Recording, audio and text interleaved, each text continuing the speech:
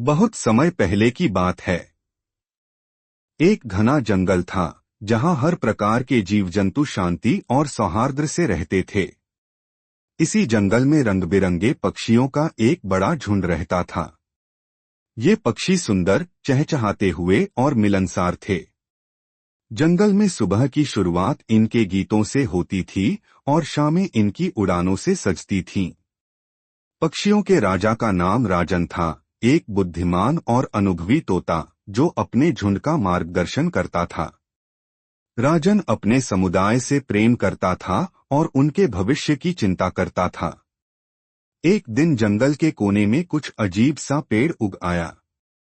उस पेड़ पर नीले रंग के फल लगते थे जिनसे एक मीठी सी खुशबू आती थी। सबसे पहले एक कबूतर ने वह फल खाया। फल बेहद मीठा और रसदार था, लेकिन उसे खाने के कुछ देर बाद वह कबूतर अजीब तरह से उड़ने लगा, कभी इधर गिरा, कभी उधर। बाकी पक्षी पहले हंसे पर फिर हैरान हुए। धीरे धीरे जंगल के अन्य पक्षियों को भी उन फलों के बारे में पता चला और वे भी उसे चखने लगे। जैसे जैसे पक्षी उन फलों को खाते गए, वैसे वैसे उनकी दिनचर्या बदलने लगी।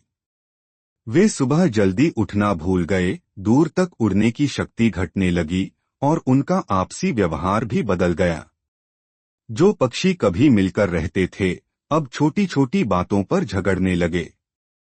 मेरे प्यारे साथियों, उसने कहा, मैं देख रहा हूं कि पिछले कुछ दिनों में हमारा व्यवहार बदल गया है। हम अब पहले जैसे अनुशासित और खुश नहीं हैं। मुझे शक है कि यह सब उन नीले फलों की वजह से हो रहा है।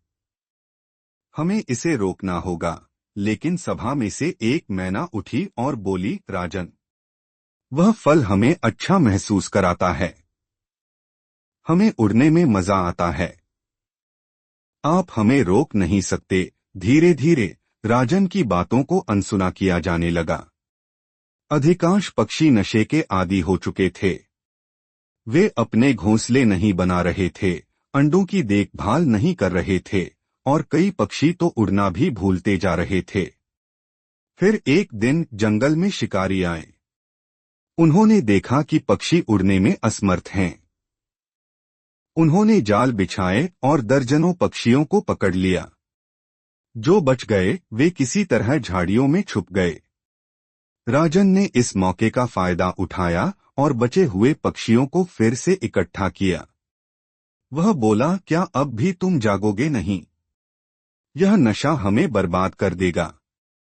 हम पक्षी हैं, हमारी आजादी हमारी सबसे बड़ी पूंजी है और यह नशा हमें पिंजरे में ले जाएगा। इस बार